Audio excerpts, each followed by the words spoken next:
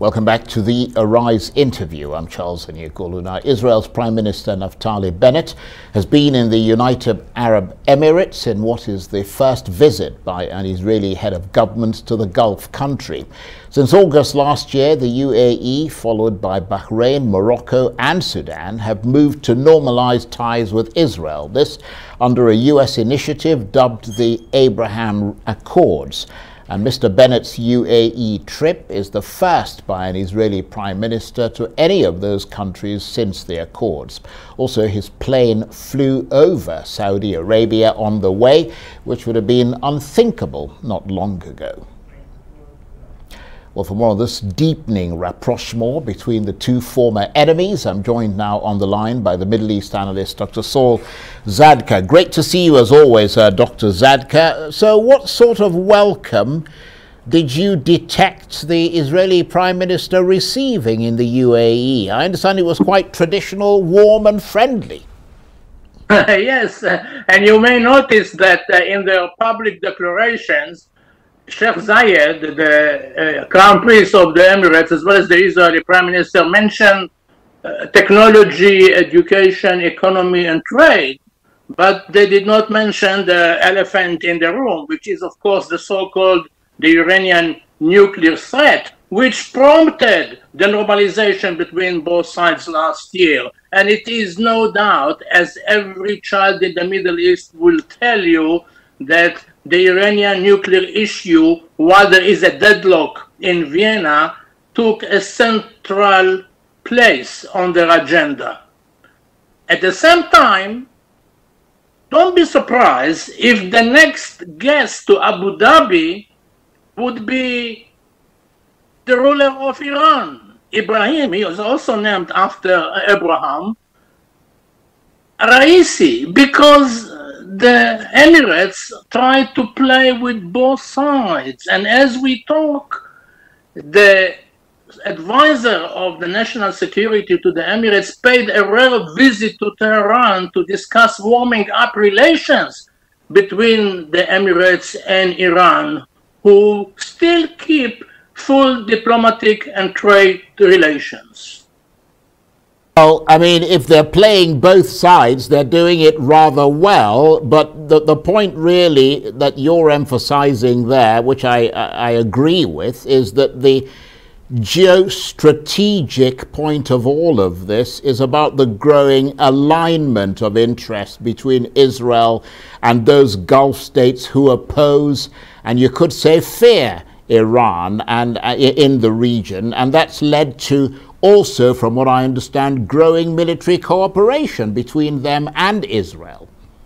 Absolutely. And last week, both the Americans, the Emirates, and the Israeli armies participated in joint military exercise on the Red Sea. So I'm not suggesting that Abu Dhabi or Dubai are going to flirt with Iran for secret reason. What I'm saying is that they are trying to play like Qatar. Let's talk to everybody. At the same time, the main reason why Mr. Bennett is in Abu Dhabi now is to see how Israel can help the Emirates, with or without coordination with the Americans, to face the Iranian nuclear threat. Because after all, the Emirates geographically are closer to Iran, and they are very much afraid of a possible repercussions, because it's not necessarily the Iranian nuclear weapon that intimidates Abu Dhabi or Dubai. It is to do with the activities of the proxies, the Iranian proxies, the militias that are so active in the Gulf as well as in Yemen, Lebanon, Syria and Iraq. And this is what the Emirates are looking forward to Israel, to help them militarily to face the Iranian conventional, not necessarily nuclear threat. And they are doing it while both sides are very suspicious of the American administration at the moment. And this is why the military component of this visit is very crucial. Well, absolutely. But whatever the reason is for this visit, it is a sign, is it not, of how these relations have warmed up very quickly indeed after just 1 year. So a show of extraordinary potential there.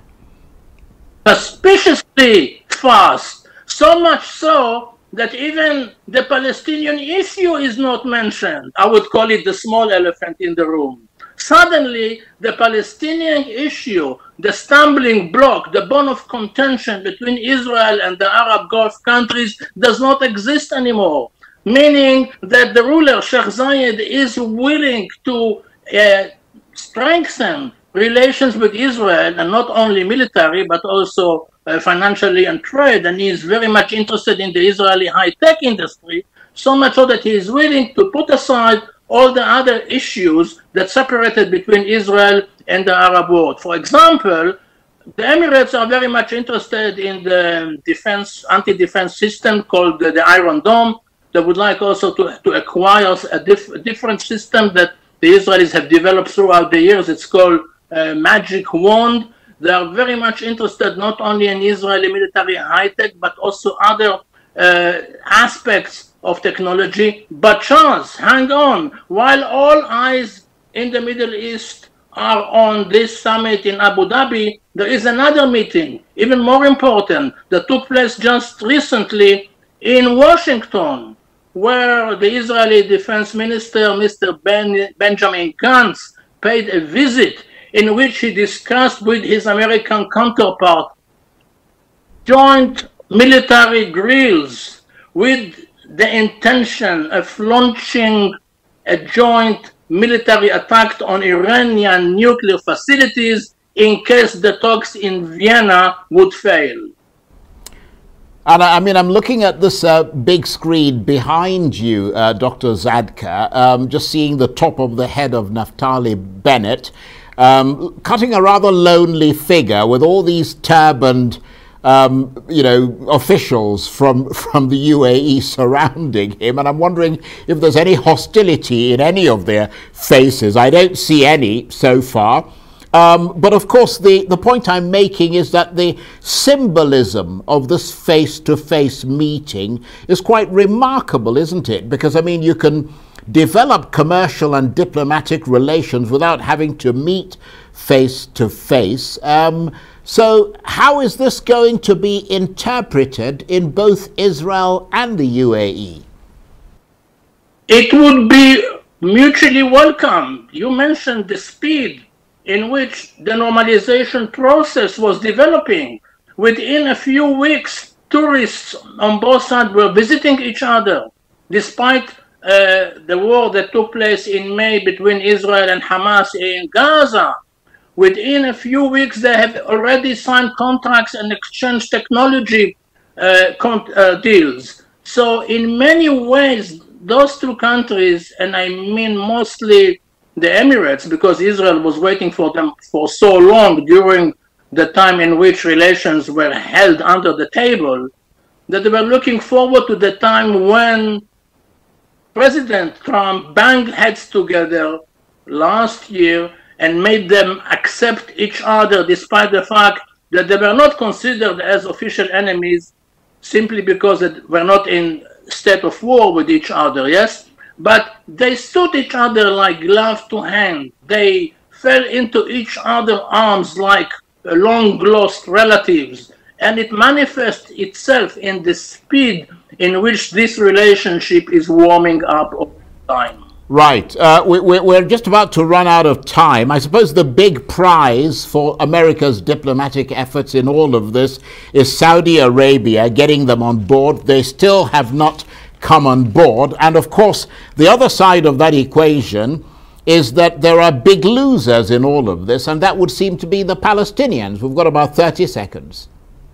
Exactly, yes. The Palestinians look at this summit with dismay. They think that they have been abandoned by the Gulf countries. The Gulf countries seem to brush aside the Palestinian issue, and the Saudis simply approve of this development. The summit today in Abu Dhabi would not take place without Saudi agreement. And you rightly stated that this is the first time the Israeli Prime Minister flew through the Saudi airspace. Right. Okay. Dr. Saul Zadka, thank you very much indeed, as always.